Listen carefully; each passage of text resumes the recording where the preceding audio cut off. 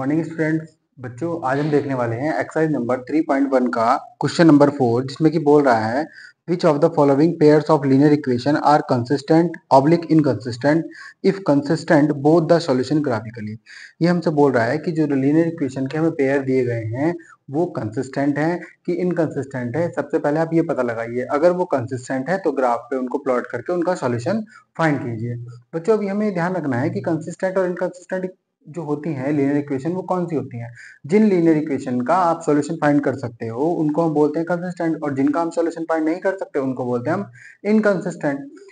चाहे वो एक सॉल्यूशन हो, चाहे वो एक से ज्यादा सॉल्यूशन हो। तो हम देखते हैं कि ये कंसिस्टेंट इक्वेशन है कि इनकंसिस्टेंट है। सबसे पहले बच्चों, ये आ रहा है x plus y is equal to 5, ये आ रहा है 2x plus 2y is equal to 10। तो बच्चों, ये स्टैंडर्ड इक्वेशन है a1x plus b1y plus c1 is equal to 0। ये आ रहा है a2x plus b2y plus c2 is equal to 0। ये स्टैंडर्ड इक्वेशन है। इन इक्वेशन को इस फॉर्मेट में हम कन्वर्ट कर लेंगे सबसे पहले। तो बच्चों, इधर है x प्लस वाई, ये 5 इक्वल टू के राइट साइड में है, तो लेफ्ट साइड में लेके जाएंगे तो क्या हो जाएगा, माइनस का। ऐसे इसको चेंज करेंगे, 2x प्लस 2y माइनस के 10 इक्वल टू 0।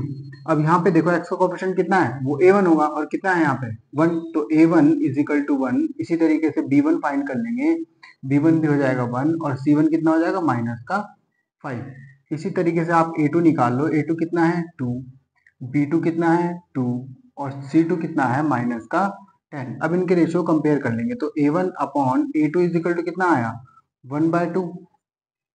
इसी तरीके से b1 अपॉन b2 कितना आएगा, 1/2।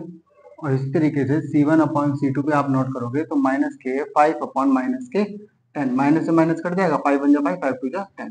तो यहाँ पे आप देख रहे हो कि सारे रेशो कैसे आ गए बच्चों, बराबर आ गए सारे रेशो। और बराबर आने पर कौन सी लाइन होती है आप बता सकते हैं, वो लाइन होती है हमारी कोइंसिडेंट लाइन। और कोइंसिडेंट लाइन के मैनी सॉल्यूशन होते हैं, कुछ इस तरीके से वो लाइन दिखती है, दोनों एक दूसरे के ऊपर दिखाई देती हैं, तो ये होती है को incident line.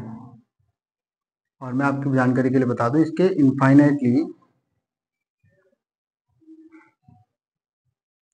Infinitely many solution. और ये कैसी हुई, कंसिस्टेंट। अब कंसिस्टेंट हुई तो इसके लिए हमें ग्राफ प्लॉट करना पड़ेगा, और ग्राफ प्लॉट करने के लिए हमें उसके सॉल्यूशन निकालने पड़ेंगे। इन इक्वेशन से हम क्या कर लेंगे बच्चों, सॉल्यूशन निकाल लेंगे। अब हमारी जो दो इक्वेशन है वो कौन कौन सी है, एक तो है x plus y is equal to 5। सबसे पहले इसके सॉल्यूशन निकालते हैं।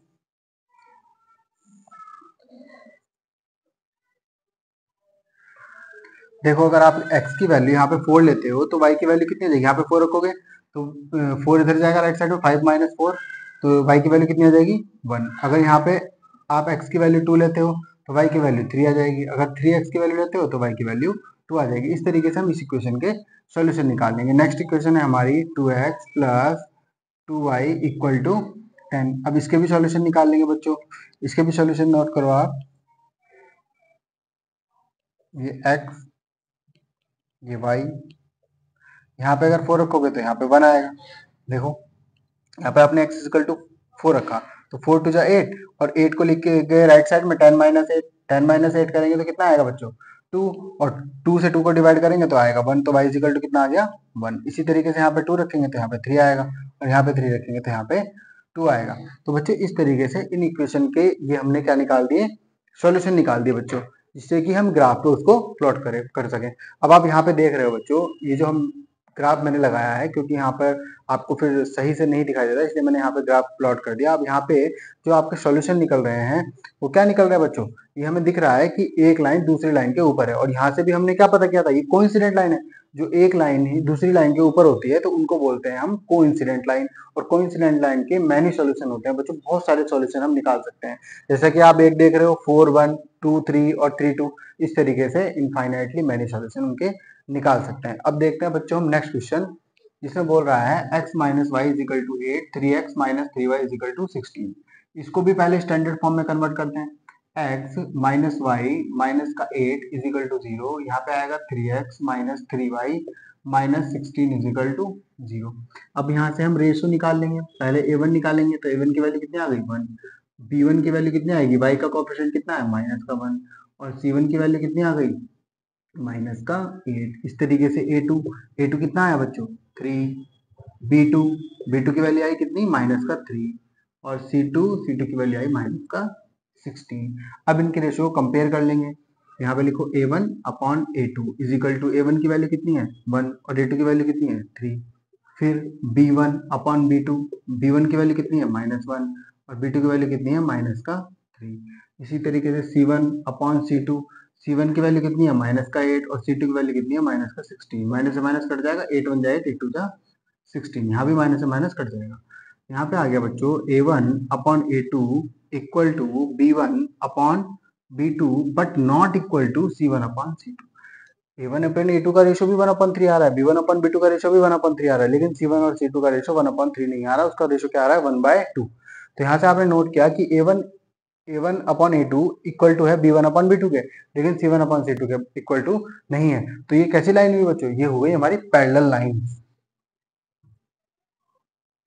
पैरेलल लाइन, और पैरेलल लाइंस का कोई भी सॉल्यूशन नहीं होता, नो सॉल्यूशन। अब इनका सॉल्यूशन नहीं होता उनको क्या बोलते हैं हम, इनकंसिस्टेंट लाइन।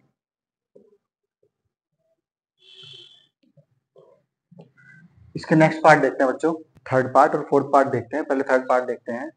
ये है बच्चों 2x plus y minus 6 is equal to 0। ये ऑलरेडी स्टैंडर्ड फॉर्म में है, तो यहाँ से आप A1 A2 B1 B2 C1 C2 की वैल्यू फाइंड कर लेंगे।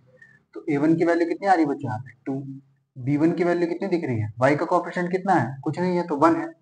इस तरीके से यहाँ पे C1 की वैल्यू कितनी है माइनस का 6। इस तरीके से आप A2 की वैल्यू लिख लोगे, A2 की वैल्यू कितनी है 4, B2 की वैल्यू कितनी है माइनस का 2 और C2 की वैल्यू कितनी है माइनस का 4। इनके रेशियो को कंपेयर करेंगे। A1 upon A2 equal to आया बच्चों 2/4। इसी तरीके से B1 अपॉन B2 की वैल्यू आई 1 और अपॉन में माइनस का 2। इसी तरीके से C1 अपॉन C2 की वैल्यू आई बच्चों माइनस के 6 अपॉन -4। माइनस से माइनस कट जाएगा, 2 2 जा 4 2 3 जा 6, यहाँ पे 2 बन जा 2 2 2 जा 4। तो यहाँ पे आप नोट कर रहे हो बच्चों A1 अपॉन A2 की तो वैल्यू आ रही है 1/2, B1 अपॉन B2 की वैल्यू आ रही है माइनस के 1/2 और C1 अपॉन C2 की वैल्यू है 3/2। तो यहाँ पे कोई सा भी रेशियो बराबर नहीं है। अब कोई भी ये A1 अपॉन A2 और B1 अपॉन B2 और C1 अपॉन C2 जब भी बराबर नहीं होते तो वो होती है बच्चों इंटरसेक्टिंग लाइन। कैसी लाइन होती है, इंटरसेक्टिंग लाइंस। इंटरसेक्टिंग लाइन कुछ इस तरीके से बनती है जो कि किसी एक पॉइंट पर इंटरसेक्ट कर रही हो। अब इंटरसेक्टिंग लाइन जो होती है बच्चों वो होती है आपकी कंसिस्टेंट, क्योंकि उनका सॉल्यूशन है, क्योंकि उनका एक वन सॉल्यूशन होता है। इसको मैं लिख भी देता हूँ यूनिक सॉल्यूशन, और यूनिक सॉल्यूशन है इनका, तो ये कैसी हुई कंसिस्टेंट। अब इनके हम सॉल्यूशन पाए हैं। हमारी इक्वेशन है 2x प्लस वाई, इस -6 को राइट साइड में लेके जाएंगे तो बच्चों हो जाएगा ये प्लस का। अब हम इसके सॉल्यूशन देखते हैं, यहाँ x यहाँ y। अब x की वैल्यू हम 0 पुट करके देखते हैं, तो x की वैल्यू 0 पुट करेंगे तो y की वैल्यू कितनी आ रही है 6। अब नेक्स्ट पुट करके देखते हैं, यहाँ पे x की वैल्यू हम 2 पुट करते हैं तो 2 2 जा 4 और 4 को राइट साइड में लेके जाओगे तो 6 माइनस 4। तो अगर हम वैल्यू 2 पुट करते हैं तो उसकी वैल्यू भी 2 आती है। नेक्स्ट करके देखते हैं, अगर x की वैल्यू हम 1 पुट करते हैं तो x की वैल्यू 1 पुट करेंगे तो 2, तो y की वैल्यू कितनी आएगी 4। नेक्स्ट इक्वेशन देखते हैं, 4x minus 2y equal to 4। 4x minus 2y, ये -4 लेफ्ट साइड में है, इसको राइट में लेके जाएंगे तो ये प्लस का हो जाएगा। इससे होगा क्या, हमें सॉल्यूशन निकालने में आसानी होगी।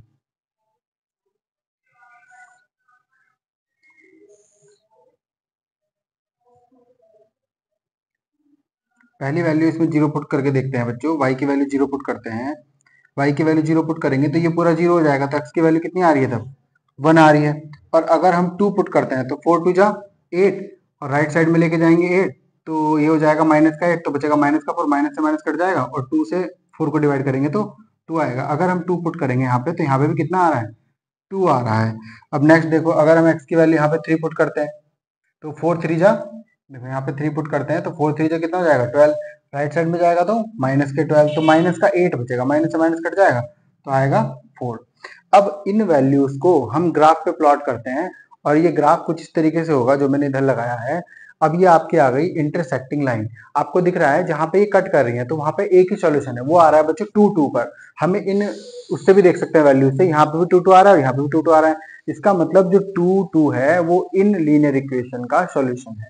तो x की वैल्यू 2 और y की वैल्यू 2, क्योंकि वहीं पे वो लाइन क्या कर रही है, इंटरसेक्ट कर रही है। इस तरीके से अब हम नेक्स्ट देखते हैं बच्चों।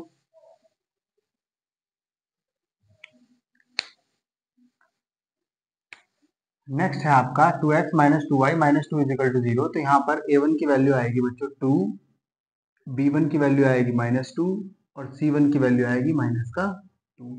नेक्स्ट क्वेश्चन में देखो, यहाँ पर a2 की वैल्यू कितनी आ रही है 4, b2 की वैल्यू कितनी आ रही है -4 और c2 की वैल्यू कितनी आ रही है -5। अब इनका रेशो कंपेयर करते हैं। a1 अपॉन a2 की वैल्यू कितनी आ गई 2/4, b1 अपॉन b2 की वैल्यू कितनी आ गई -2/4 और c1 अपॉन c2 की वैल्यू कितनी आ गई -2/5। माइनस से माइनस कट जाएगा, यहाँ पे 2 बन जा 2, 2 2 जा 4, यहाँ पे 2 बन जा 2 और ये आ गया 2 2 जा 4, माइनस से माइनस कट जाएगा।